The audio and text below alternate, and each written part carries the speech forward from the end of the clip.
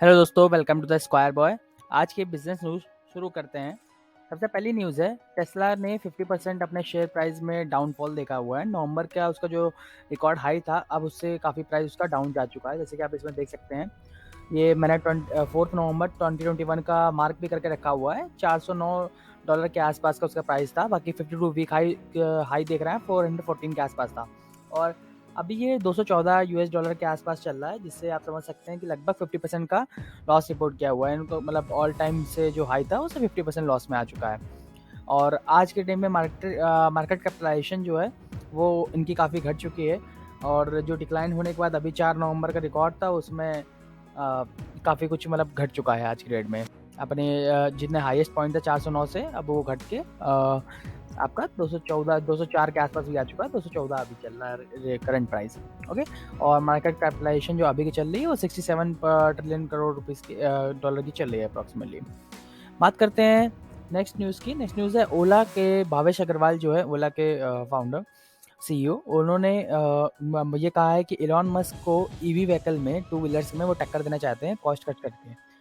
ऐसा बात करी गई है। ऐसा बोला गया है कि उन्होंने ओला इलेक्ट्रिक मोबिलिटी प्राइवेट लिमिटेड अपनी जो कंपनी है उससे वो इलॉन मस्क और चाइना की BYD कॉर्पोरेशन जो कंपनी है उनको इंडस्ट्री लीडर नहीं बनने देंगे, और खुद कॉस्ट कटिंग करके, मतलब लोअर कॉस्ट पे ला करके काफ़ी अच्छा बनाएंगे, अपनी चीज़ को बनाएंगे। इसके साथ साथ उन्होंने ANI टेक्नोलॉजीज़ को अपना IPO लॉन्च करने के लिए भी प्लान कर रहे हैं। पिछले साल वो IPO लॉन्च करना चाहते थे और आज इस साल भी, क्योंकि ग्लोबल इन्वेस्टमेंट जो है वो काफ़ी ठंडी पड़ चुकी है और लोग फंड नहीं कर रहे हैं, इस वजह के लिए उन्होंने अभी डिले करा हुआ है। बाकी जितना जल्दी सब कुछ नॉर्मलाइज होता है वो जल्द से जल्द अपनी ANI प्राइवेट लिमिटेड को, ANI टेक्नोलॉजीज़ को वो IPO लॉन्च करेंगे। लास्ट टाइम उनका जो वैल्यूएशन लगाई गई थी CB इनसाइट्स के द्वारा वो $7.5 बिलियन की थी।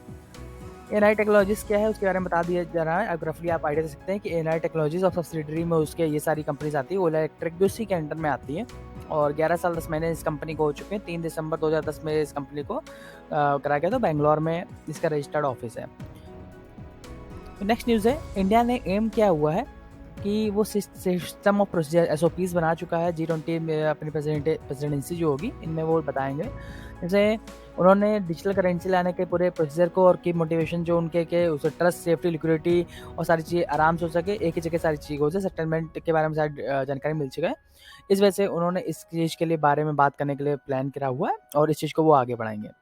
देन नेक्स्ट बात आती है, बायजूस ने $250 मिलियन को फंडिंग रेज करी हुई है और $500 मिलियन की फंडिंग और रेज करेंगे। $500 मिलियन की, इसमें जो $250 मिलियन की फंडिंग रेज करी है उसमें कतर इन्वेस्टमेंट अथॉरिटी का $100 मिलियन से भी ऊपर का इन्वेस्टमेंट है और बाकी भी और कुछ कंपनी से इन्वेस्टमेंट है। इन सारे इन्वेस्टमेंट को लेकर के ये $950 मिलियन की जो आकाश इंस्टीट्यूट से जो टाइप हुआ था, एक्वायर किया था, उसकी जो पेमेंट थी उसको पूरा डिले जो बाकी था उस कार्य को उस सारे को ड्यू को कंप्लीट कर रहे हैं।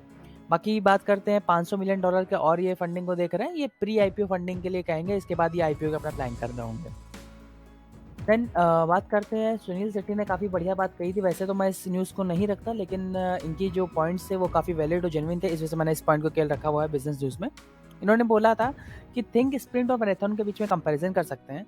या तो आपको अपने बिजनेस को तुरंत तुरंत भगाना है और यूनिकॉर्न टच करना है, ऐसा कुछ कराना चाहते हैं, या फिर आप मैराथन के थ्रू धीरे धीरे चलिए, बट सस्टेनेबल और प्रॉफिटेबल लॉन्ग टर्म के विजन से चलिए।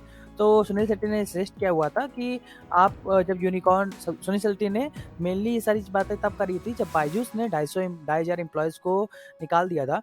तो उन्होंने इस बात को पुटअप किया था और बोला था कि कोई भी कंपनी ये सारी बातों को फॉलो करे एटलीस्ट, और उनका सजेशन था कि कोई भी कंपनी यूनिकॉर्न स्टेटस के चक्कर में भागे ना, सबसे पहला पॉइंट। सेकंड थिंग उन्होंने बोला लॉन्ग टर्म गेम पे वो ध्यान दे, शॉर्ट टर्म गेम के पे फोकस करके ऐसा ना हो कि भगाने के चक्कर में काफ़ी लोगों को हायर कर दे, काफ़ी इंसेंटिव से बाद में लॉस में आए। उन्होंने सॉलिड बिजनेस बनाने को बोला। वैल्यूएशन तो अपने आप आ जाएगी जब सॉलिड बिजनेस होगा। शुरुआत में आप फंडिंग के पीछे ना भागे, शुरुआत में बूटस्ट्रैप करें, माइंडसेट बूटस्ट्रैप का होना चाहिए और कैश फ्लो पे ज़्यादा फोकस करें। जो कैश नहीं आ रहा है आप बार बार फंडिंग लेकर उसको फुलफिल कर रहे हो, ऐसा ना करें। बात करें प्रॉफिटेबिलिटी की ज़्यादा से ज़्यादा, जितना ज़्यादा प्रॉफिटेबल बिजनेस होगा उतना ज़्यादा स्केल करिए, बिना प्रॉफिटेबिलिटी के स्केल करने की कम कोशिश करिए और धीरे-धीरे बाद में अपने आप प्रॉफिटेबिलिटी पे फोकस करिएगा। शुरुआत में धीरे-धीरे फंडिंग अपने आप रेज़ करके आप प्रॉफिटेबिलिटी को मतलब अगर आप लॉस में आ रहे हो लॉन्ग टर्म में छोटे से प्रॉफिटेबिलिटी से आपको एक आइडिया लग जाएगा।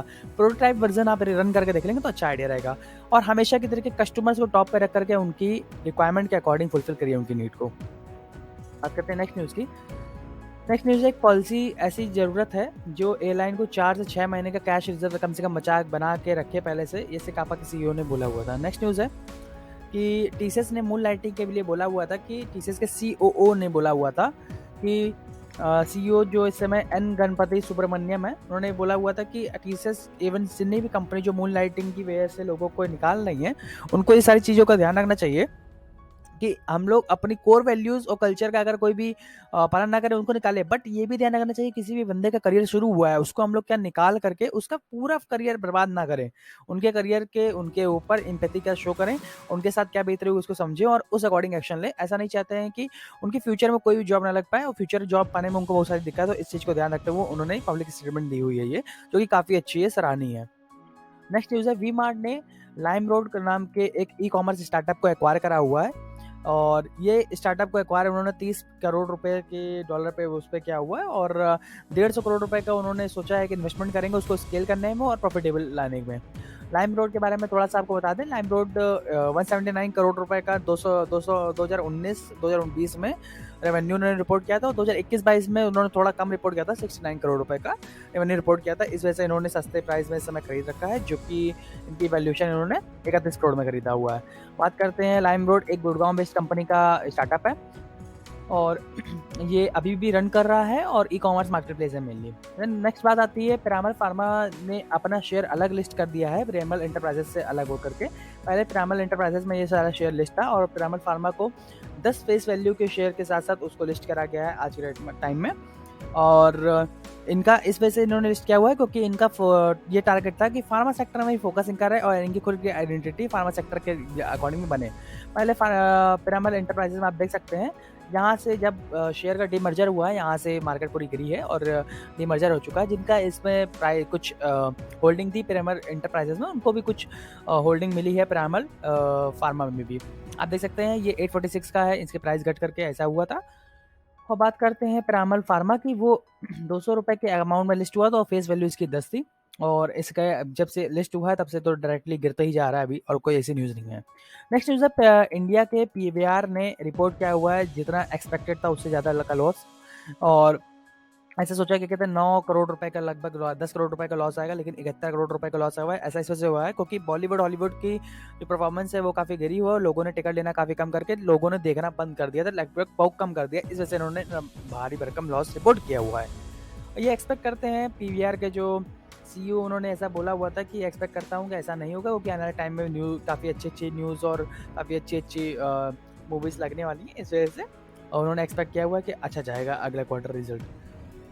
देन बात करते हैं रुपये जो है 11 पैसे से फॉल करके 82.30 रुपीज़ पैसे पे आ गया था अगेंस्ट यूएस डॉलर और करंट टाइम में अभी जो इंडियन रुपीज़ है 82.54 इंडियन रुपीज़ है जो $1 के बराबर है। और लास्ट में हम लोग इसी की बात करते हैं फॉर्ब्स के वर्ल्ड रिचेस्ट पर्सन की लिस्ट के बारे में। तो नंबर 1 पे एज यूजुअल इलॉन मस्क बने हुए हैं।